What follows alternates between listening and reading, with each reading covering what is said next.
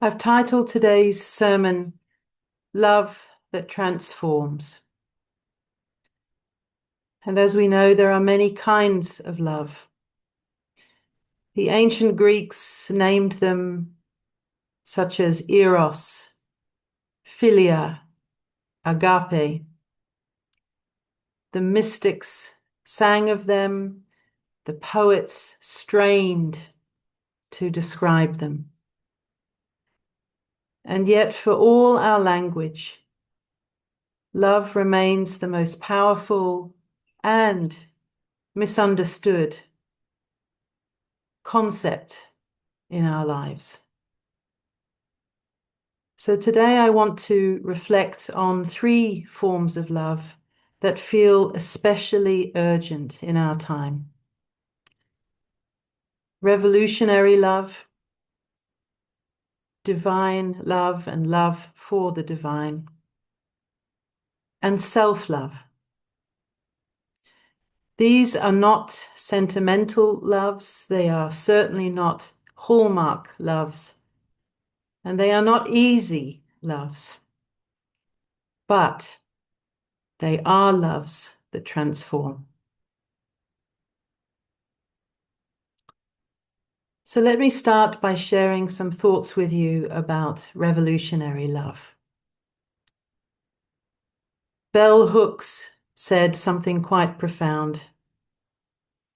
Begin by always thinking that love is an action, not a feeling. And today, this morning, my time, you were probably still asleep when all of this was happening because currently I'm 7 hours ahead of you. But today is the 1 year anniversary of the assassination of an imam, a Muslim imam here in South Africa. It wasn't in Cape Town, it was in another province. His crime, because he came out as a gay man. And the whole nation was shocked. The president promised that they would get and find the perpetrator. But today we celebrated the 1 year of, well, not celebrated, sorry, marked the 1 year of his death, his murder. But we did celebrate him and his courage and his determination to be an authentic person, to still be true to the faith that he loved and respected and admired so much, but also to be true to himself. So I had to, in a way, start off today's sermon about revolutionary love and to honor people like Imam Muhsin Hendricks. When we speak of revolutionary love, we're speaking, of course, of love that changes the world. The late civil rights leader John Lewis spoke of good trouble, the kind of trouble born from conscience and courage. That kind of trouble is rooted in love, not hatred of an enemy, but fierce love for justice. And Martin Luther King Jr. insisted, as we know, that beautiful quote of his that hate cannot drive out hate, only love can do that. For him, of course, and for us, love is not passive. It was active goodwill towards all, even towards those who opposed him in his lifetime. And contemporary activist and scholar Valerie Kaur, I'm going to be closing with one of her quotes today, and as you probably know, Reverend Sonia is going to be talking about her in the next service. But she, of course, calls this revolutionary love, and she was the inspiration for me choosing this topic. And of course, it's a love that labors for others as we would labor for our own children. And revolutionary love asks us, well, I've identified three things. Can I see even my opponent as human? Can I resist injustice without surrendering to bitterness? And can I fight systems of oppression without dehumanizing any of those caught within them? This, of course, is not weak love. It's muscular love. It stands at a protest line without hatred in its heart. It speaks truth without cruelty. And it refuses to give up on the possibility of transformation. In troubled and polarized times, and God knows we know something about those, revolutionary love becomes a spiritual discipline. It demands that we widen the circle of our concern, and it asks us to refuse despair, and it challenges us to make hope a verb and not a noun. Revolutionary love is not about winning, it's about healing. And healing is always revolutionary. And I, of course, speak to you from a country that knows this all too well. That in 1994, when South Africa finally had the opportunity to become a democratic nation, its first president, of course, Nelson Mandela, he took office in a time when the country was almost on the collapse of civil war. And I think few people outside of South Africa can appreciate that. But after writing one of the most extraordinary constitutions on our planet, Mandela and Tutu said, we must offer our people healing. And for 2 years, the Truth and Reconciliation Commission enabled that to be. And they know themselves, and I speak to you in a country that does not take its freedoms for granted, that healing is always revolutionary.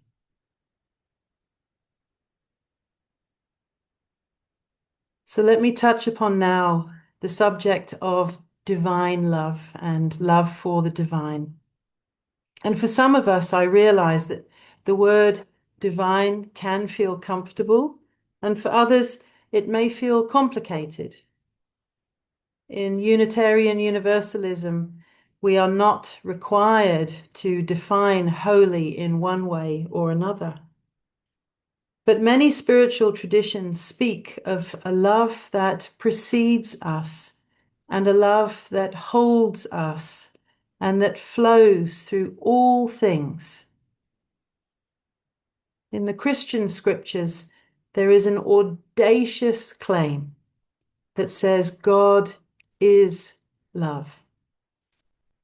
And I like the choice of the words here. It's not God has love, and it's not that God rewards love, but rather that the very nature of ultimate reality is love itself. And Rumi, who I shared with you earlier, said, your task, my task, our task is not to seek for love, but merely to seek and find all the barriers within us that we have built against it. What if the divine is not something we must earn or chase or appease, but something that we are already swimming in? An ocean of unconditional love, just because we are. Divine love is unconditional. It does not rise and fall with our performance. It does not depend on our success.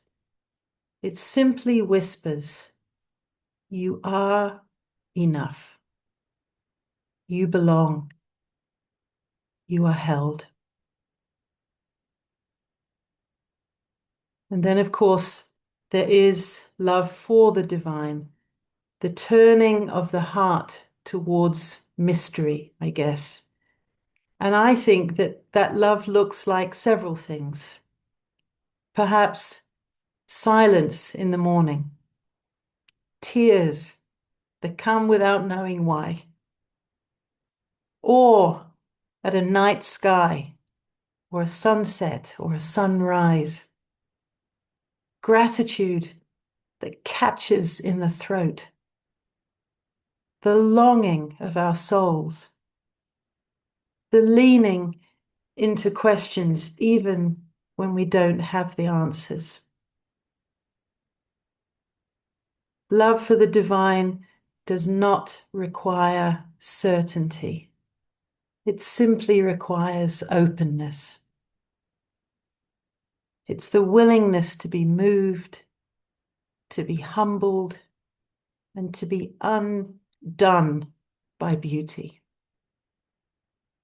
In loving the divine, however we name it, or not, we soften. And in being softened, we become more capable of loving this broken and beautiful world.